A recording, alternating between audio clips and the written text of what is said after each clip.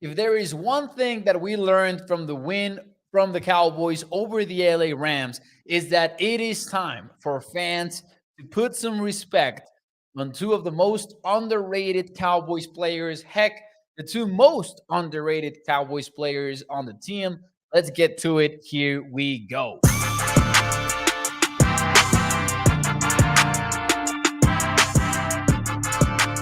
What is up, everyone, and welcome into A to Z Sports Dallas Prime Time.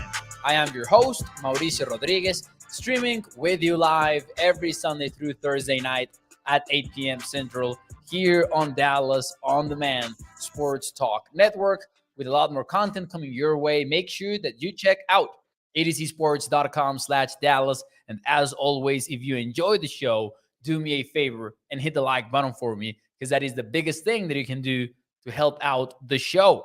Packed show tonight as we are ready to hit on several topics regarding the Cowboys. We're going to start with two of the most underrated players in the NFL right now.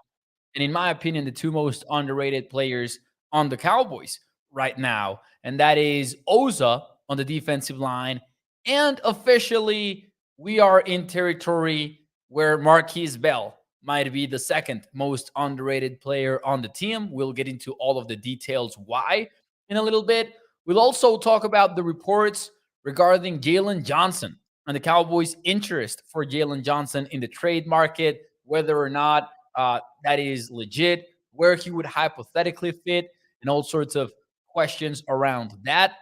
And since it is a Monday night, we'll also talk about overreactions around the NFL, and we'll have our Overreaction Monday segment as every week from now on. Brought that segment back last week, and I don't want to get rid of it because it's something that I really enjoy. So, welcome everyone as we speak right now. Game 3 of the World Series is being played. So, whether you are focusing on prime time or having it to the side while baseball is being played, I appreciate you. Thank you so much for choosing to listen to prime time simultaneously or fully if you are not into baseball at all. Let's get to it, ladies and gentlemen. Let me say hi very quickly in the chat. We've got Juan Daniel on Facebook. We've got Gregory on YouTube. Mark. We've got Al also on Facebook. We've got Justin, Toxic Tom, Mark, Joey Bella. Thank you so much for tuning in, everybody. Let's get right to it. Watching the stats today and watching the TV replay, I have not gotten my hands on the old 22 yet. That will happen tomorrow morning. But watching the replay, or looking at the stats, one thing is clear. Two of the most underrated Cowboys players shined versus the LA Rams during the Cowboys' 43-20 win, which was an absolute beatdown in week 8. And you got to start with Osa Odighizuwa on the defensive line. We've known that Osa has been underrated for a while. We've known that Osa had a unique opportunity to really level up in 2023. We heard about the preparation. We talked about him learning about how Aaron Donald prepared and how some of the best in the NFL prepared. And he talked about wanting and desiring to take that game to the next level. And boy, he has done so. He is one of the most dominant three techniques in the NFL as of today. And that is no longer our expectations for Osa doing the talking. It is the actual play on the field from the Cowboys defensive linemen. You know how important it is for any defense to have somebody like that on the interior defensive line. A big reason why the Cowboys dominate in the trenches is the attention that they have to put on Micah Parsons, and B, how honestly at this point you gotta account for Osa. Because if you have somebody like Odighizuwa who can dictate where the pass pro is going, and you put him on one side and you put Micah on the other, that presents such a unique challenge for opposing offensive lines. And I also believe that's part of the reason why it's working and why Osa is playing at such a high level. He's not only playing at a high level, but he's also getting a lot of one-on-one situations that you enjoy to watch for Osa, because that in those spots, he can win consistently. Now, let's get to the numbers though, which is what I wanted to do today because you and me, we know about Osa being good, but maybe we haven't fully envisioned just exactly how good. And this tweet is from Patrick No C Walker regarding the game versus the Rams. And he was noting how Osa actually outperformed Micah Parsons in terms of pressure rate versus the Rams. So he had a higher pressure rate than Micah did. And we're talking about Micah being a edge rusher and Oza being an interior defensive lineman. He had 6 pressures as opposed to Micah's 8 versus the Rams. And if you look at the season-wide numbers, it gets even better. Pass rush win rate among defensive linemen, inside defensive linemen, Osa is 7th best in the entire NFL. And the guys that are above him are mostly the guys you would expect. So you get Quinnen Williams, and you get Aaron Donald, and you get Chris Jones, the top defensive tackles in the NFL. And that's where Osa is right now. That is the conversation that he is at right now. And what about the run defense, you might ask? Osa is also playing at such a high level there. Pro Football Focus rates him as the 7th best interior defensive lineman. And I know what you're thinking. PFF grades, they're controversial. Who knows what that means? But the stats also, prove Osa's impact. And the film does, of course. But Osa is one of the defenders with the most stops in the Cowboys as of today. He's having tackles for loss. He's making plays. He's stuffing the line of scrimmage. He's just being consistent out there. And it really is, one of the biggest reasons. Got excited there for a second. I apologize. And it is one of the biggest reasons why the Cowboys are dominating on defense. When you've got a pass rusher duo made up of DeMarcus Lawrence and Micah Parsons, and then a 3 technique up on Osa, you're going to dominate the trenches all day long, especially when you add a heavy rotation behind these guys. Like after Armstrong, after Parsons and Lawrence, it comes Armstrong, it comes Sam Williams, Dante Fowler Jr. Gotta love all of that. Here we go. Toxic Tom says interior defensive line pressure, and then some emojis. Been wanting this in Dallas since Ratliff. Colin says, what about the run defense? I might ask. Exactly, Colin. And it is true because, man, you look at the pressure rates and you look at the Cowboys' criticism in terms of the Cowboys, the criticism that the Cowboys, I'm sorry, I'm worked up today. It's game 3 of the World Series. We're here talking about dominant defensive linemen in Dallas. I can get excited. So I'll take a deep breath now and go at it. Usually the Cowboys defense is very criticized for what they do in the run game. So you talk about Osa being out there with those high pressure rates and him getting those QB pressure totals close to Micah Parsons, at least in a per game basis, like on Sunday versus the Rams, where he had 6 to Micah's 8. And everyone might think, well, what about the run game? Because the Cowboys have not looked as dominant at times versus the run. But Osa is actually pretty good versus it as well. And he is not missing assignments or anything like that. Now, speaking about that, let me ask you in the chat. From 1 to 10, how much has Markquese Bell exceeded your expectations as he has taken up a new position? He was formerly a safety, takes on the challenge to learn how to play linebacker, and absolutely shines doing it 8 weeks into the season. From 1 to 10, how much has Markquese Bell exceeded your expectations as a Cowboys linebacker? Because to me, that is my second most underrated player on the Dallas Cowboys. It's got to be Markquese Bell. As Juan Daniel here says, Bland, I think that he's suggesting him as a underrated player. And I think that right now we are at a point where everyone has caught up on Daron Bland.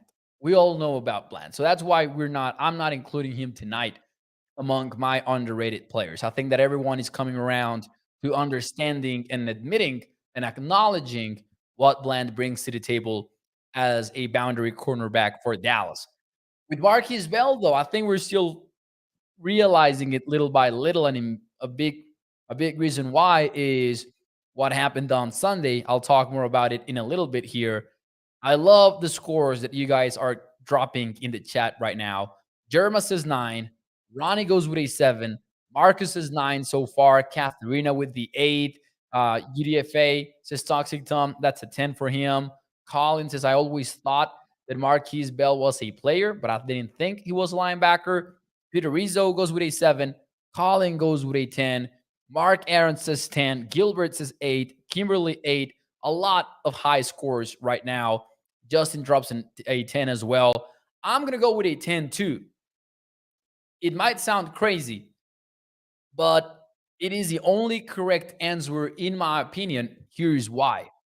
Not only is Bell a second-year undrafted free agent that is starting on your defense, he is a second-year starter, undrafted free agent.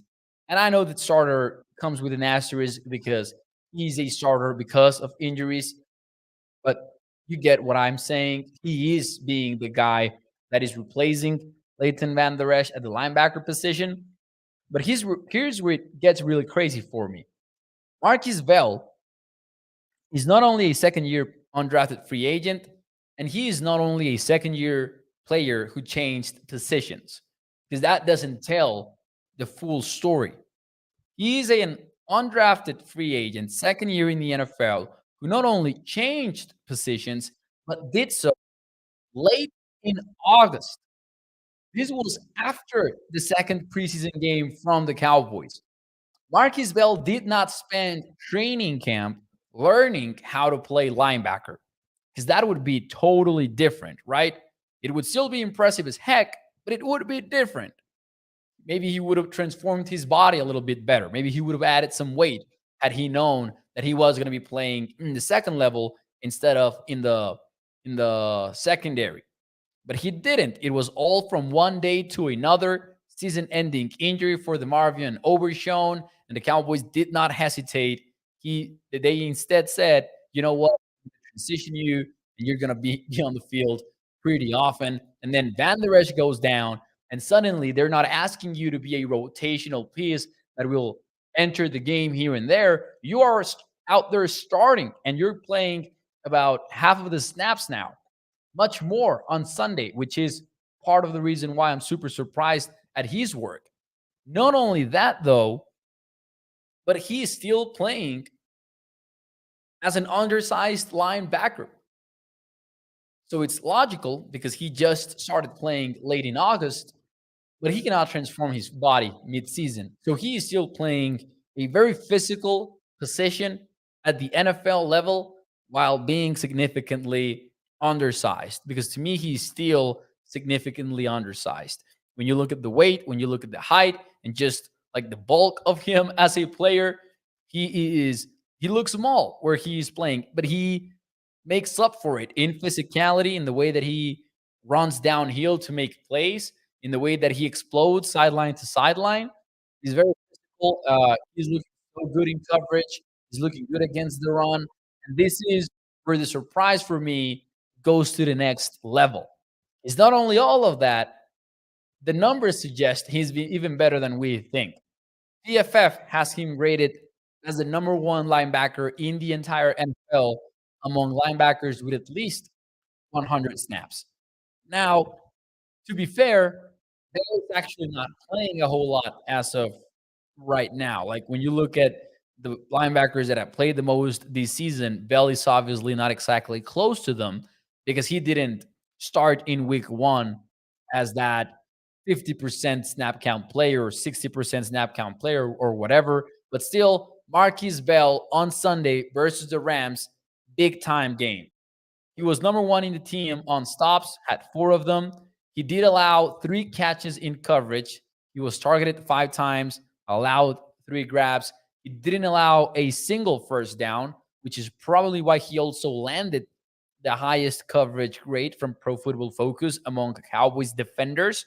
So he had a better coverage grade than Dayron Bland, than Stephon Gilmore, than the safeties.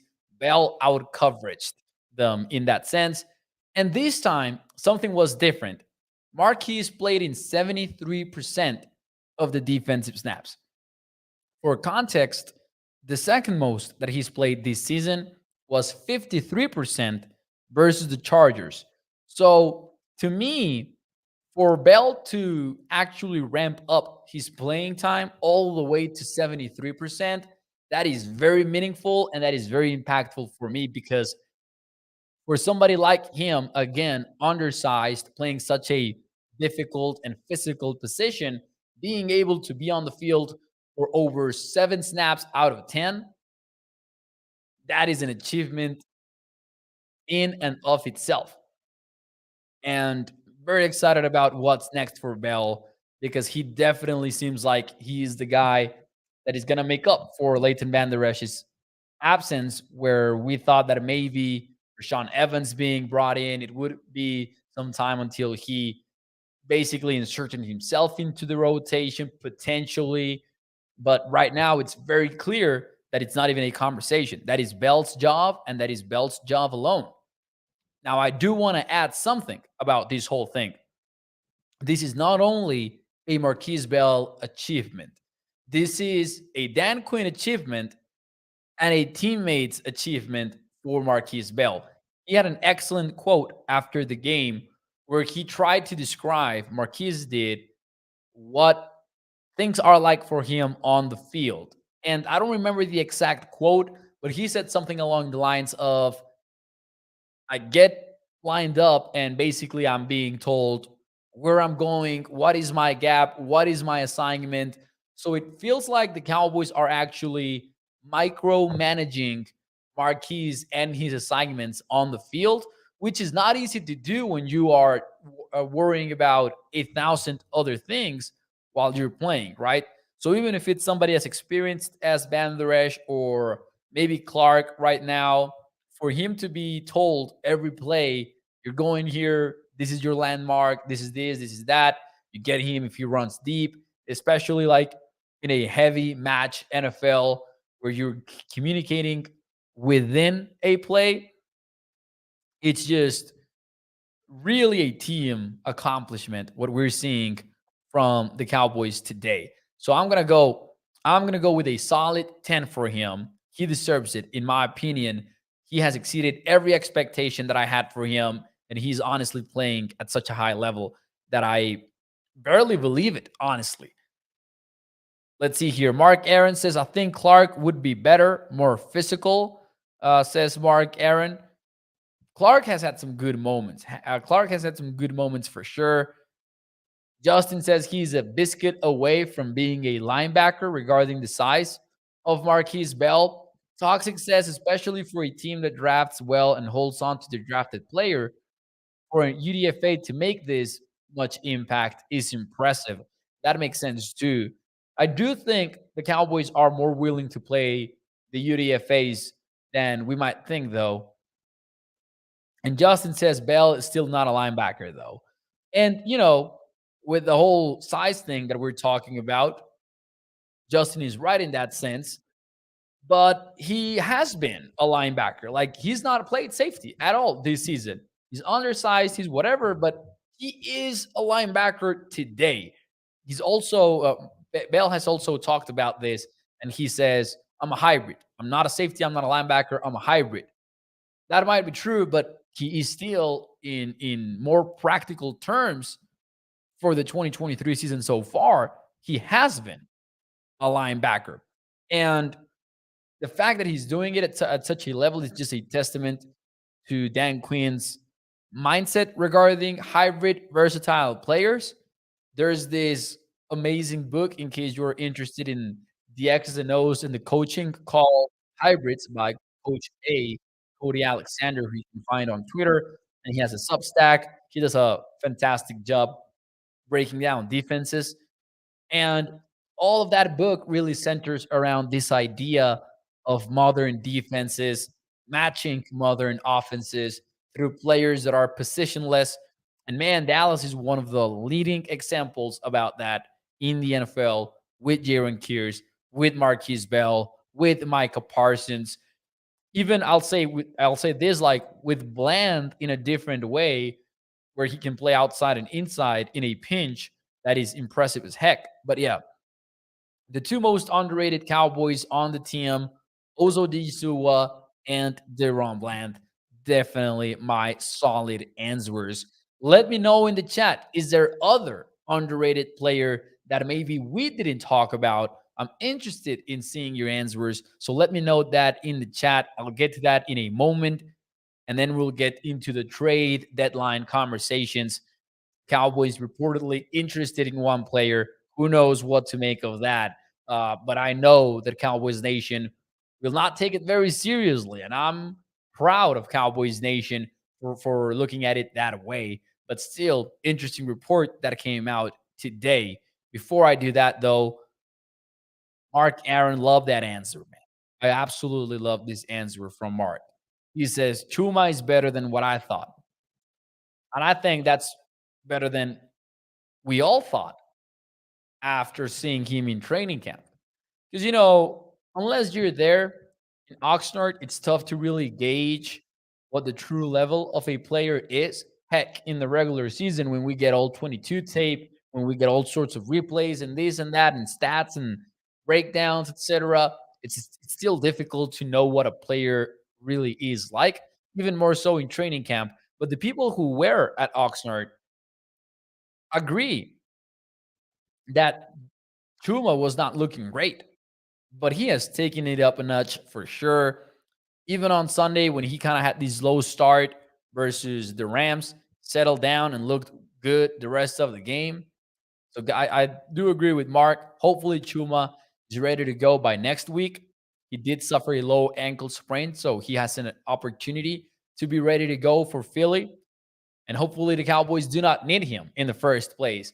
Mike McCarthy said that he does not expect Tyron Smith to practice on Wednesday, but that he has a shot. And Todd Arker from ESPN reported that he wanted to play versus the Rams. The Cowboys held him out. Doctors did. And of course, keep in mind, every game that Tyron Smith misses probably cost him around about 5% of the snap counts for a season, which would translate to about $1 million loss each and every game that he misses. Let's see here. Other underrated players. Marcus Jones says Turpin. Man, I will agree to that one too. The work that he's done as a returner has been pretty impressive, even though we already knew what Turpin brought to the table as a returner. They mentioned this on the broadcast, and we mentioned it when the Cowboys played the Patriots. But Bill Belichick called him the best returner in football, and apparently he is very right on that one. Cannot wait to see him break one, man. I want Turpin to break one so bad. Turpin also from Gregory, that was his answer as well. Ronnie says Brandon Cooks. Tyler Viadish for Toxic Tom. Let's see here. Who else we've got? Don't hear much on Gilmore Mo, says Katharina. I'll admit that Stephon Gilmore is one of those players that might be a little bit overlooked because as good as he is, like people already knew it's Stephon Gilmore, and people knew he might not be the same as before. So maybe that's why he's being overlooked by some people. But I agree. Stephon Gilmore has had better numbers than I feel we all believe. Aubrey says Jeremiah. Love that as well. Aubrey has been great for the Cowboys. So some good numbers right there in the chat for y'all. Now let's get into the trade conversation here very quickly because man, oh man, reportedly the Cowboys are interested in making a trade. How about them Cowboys? And I don't know about that. Here are the details. Benjamin Albright, who is an NFL insider, more than anything a Broncos insider, went out there and he tweeted out that it was not only the San Francisco 49ers that were interested in Chicago Bears cornerback Jalen Johnson. Now, Johnson has been on the rise. This is his fourth year in the NFL, and he has been nailing it. He is one of the best covered cornerbacks, statistically speaking, shows up on film. It's definitely his best season yet in the league. The problem is the Bears are a mess. Whether it's Justin Fields, whether it's their Division two quarterback that they're playing right now, they're not in a position in which they are expected to compete at all. Heck, they are not competing, even when they had Justin Fields. So they could be perceived as sellers ahead of the deadline, which is tomorrow, by the way, 4 p.m. Eastern. After that, no more trades. So it makes sense that Jalen Johnson could be for sale.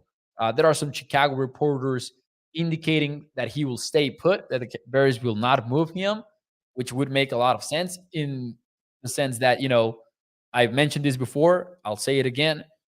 We all accept that you cannot have enough defensive ends in the NFL today. I think at this point, the same should go for cornerbacks and even for wide receivers. So you get Jalen Johnson in the trade market, you're bound to have suitors. And Benjamin Albright reported that the San Francisco 49ers were one of them. They also reported that Buffalo had interest on him and Dallas as well.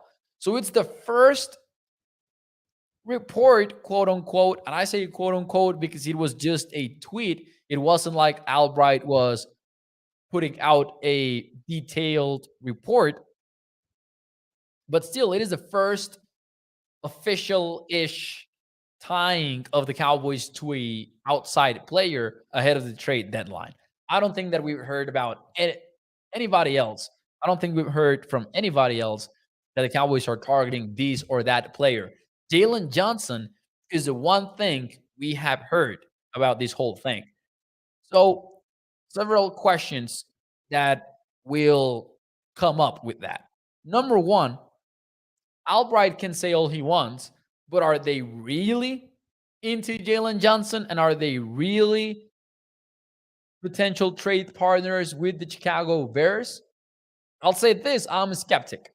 I'm a skeptic because what the Cowboys have shown us year over year is that they are unlikely to pull the trigger on such a trade. They're just unlikely to do it. It's not how they operate, especially because Johnson is pretty young, is a rising player. He might not be very cheap in terms of trade compensation.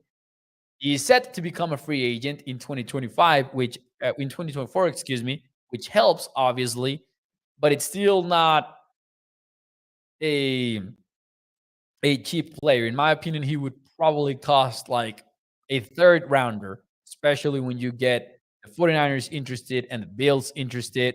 I might be wrong about that. Usually trades end up being cheaper than we think, but still the Cowboys allegedly interested in this guy. Number two question that I would have is where does he fit? And I think that's where it gets a little bit trickier than what we think because not only to get, he is an outside cornerback. And we are at the point where I'm not sure that you want to mess with Bland's role on defense. He is killing it. Daron Bland is. I don't know that you want to move him again.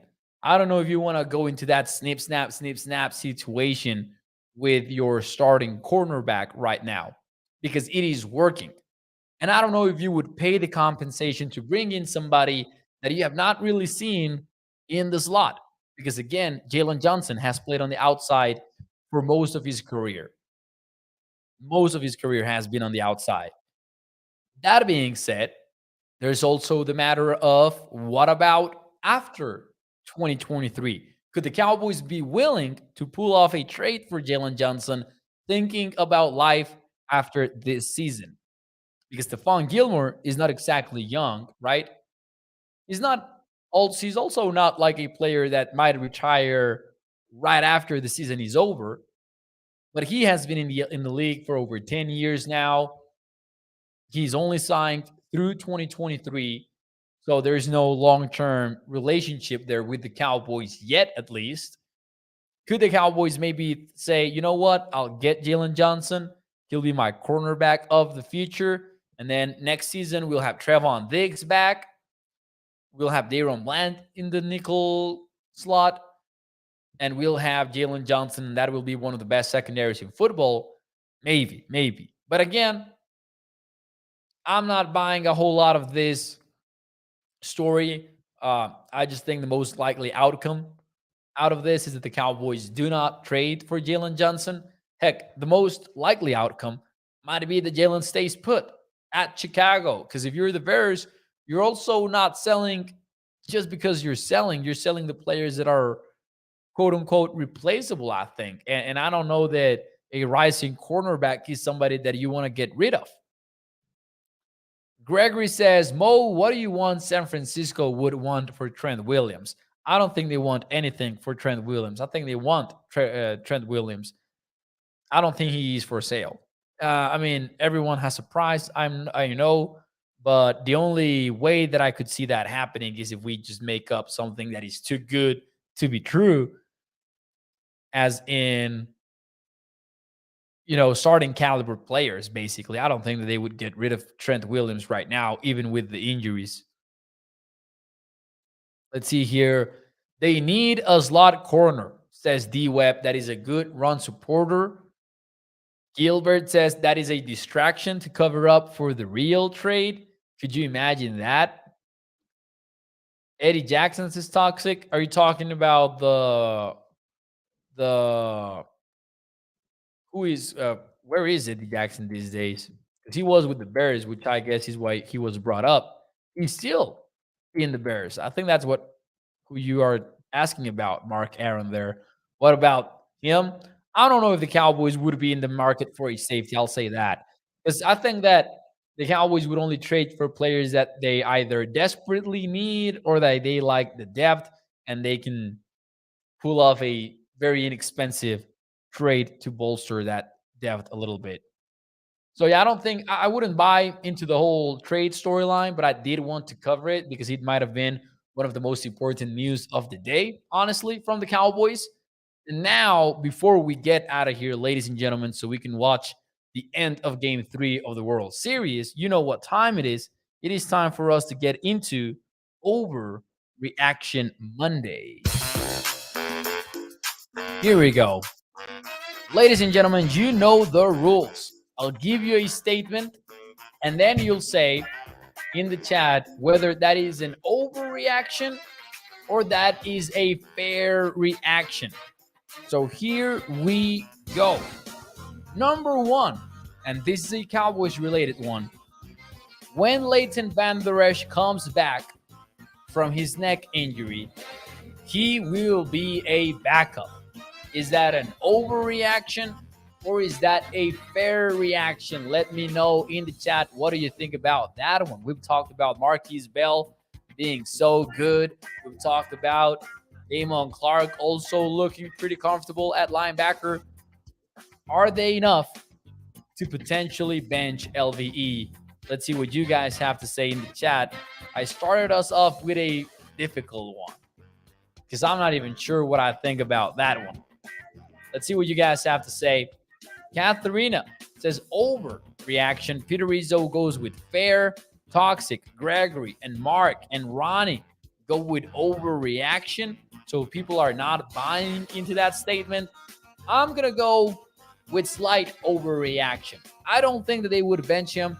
He is the communicator of Dan Quinn's defense. I do think he makes things smoother, and I do think he's better than what many Cowboys give him credit for. Cowboys fans give him credit for. So I'll say slight overreaction, but I don't think that the Cowboys would just straight up sit Markquese Bell. He would still be on the field pretty often, maybe through a more frequent rotation at linebacker. We'll see how all of that works. That being said, let's get to number 2 right now. And this is an NFC East one. After week 8, where the Cowboys dominated the Rams and the Philadelphia Eagles struggled versus the Commanders for the second time this season, the Cowboys are winning the NFC East. Let me know in the chat, is that an overreaction or is that a fair reaction? I'm starting you off with 2 Cowboys ones, and then we'll open it up to the NFL. Let's see what you guys have to say, though.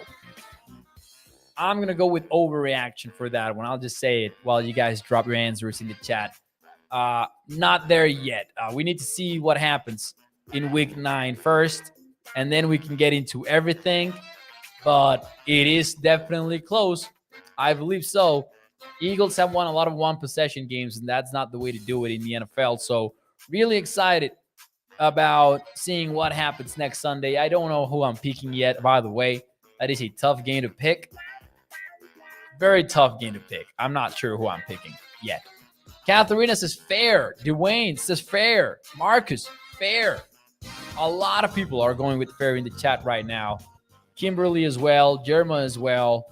Justin says, we want the East and the number 1 seed. Gilbert says fair. Ronnie says fair. Oh my God, a lot of fair reactions here. I think Toxic is the only one who went with over. I'm going to go with slight over. They still have the mathematical edge on Dallas. So I want to see week 9 first before I say fair. You know, Philly has shown up in some big spots. So we'll see what the Cowboys look like in their second big spot of the season. Because I think it would only be the second one, right? You could say Giants in week 1 was perceived as a big one. But we all know how that played out. I'm going to go over for now. Over for now. Very excited about this game.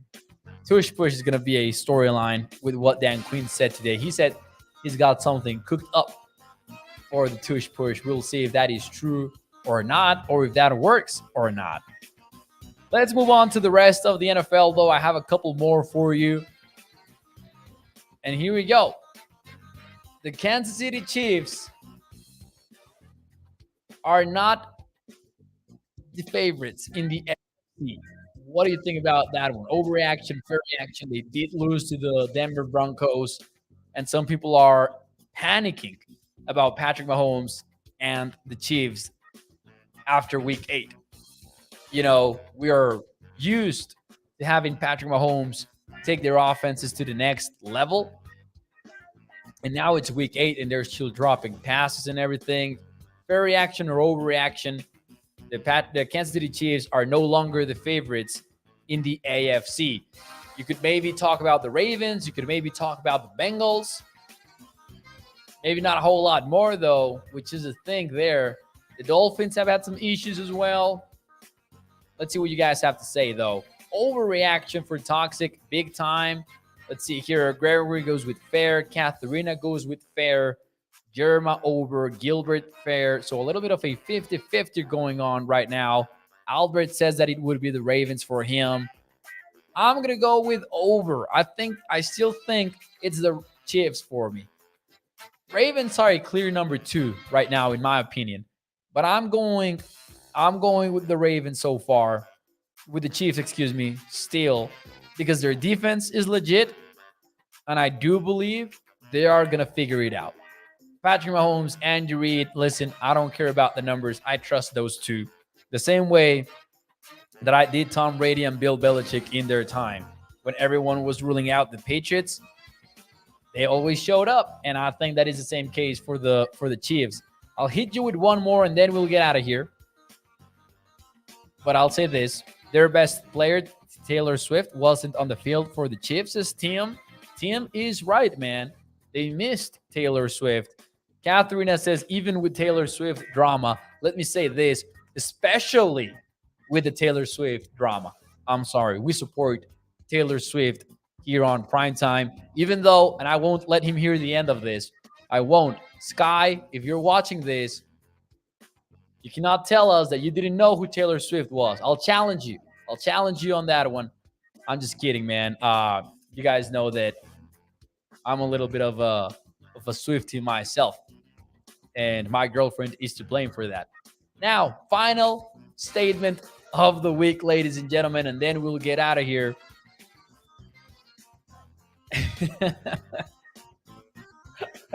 Toxic Tom, man. Sky has been asleep since 6 p.m. Mo. Man, why do you do him like that? Shout out to Sky, man. We need to do a crossover show again. We haven't done that in forever. So hopefully soon we'll do that.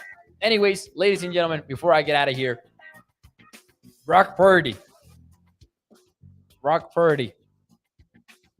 Not a top 15 quarterback. Overreaction, fair reaction. Let me know in the chat. It feels like the interceptions have caught up to him. The turnover worthy plays have caught up to him. And now he's turning the ball over. 3 straight losses for the 49ers. Brock Purdy, not a top 15 quarterback. Let me know in the chat. Fair reaction or overreaction. Katharina starts us off with a fair. Gilbert with a fair. Toxic says overreaction. QBs have rough patches just like Dak. Gregory says over. Joey Bell says fair. Gilbert says fair. With this one, I'm going to say fair. Because I just do not have him inside of my top 15. And he's very close. He's like right there. He's probably 16th, 17th for me the last time that I put these names on a list. But he was making me doubt with the start to the season that he was having. But right now, I do think some of the same issues are still popping up. And I think that's an issue for him moving forward. But do not get me wrong. He can be outside of the top 15 and still be one of the most efficient QBs in the NFL. And he can still make the 49ers a legit contender in the NFC, if not the favorite in the NFC, even though they've lost 3 straight. We'll see how it all goes. But yeah, rough patch for the 49ers right now, especially with the health issues. Somebody has been asking about Rashaan Evans. Has not played a lot. He had like 7 snaps, I believe, on defense.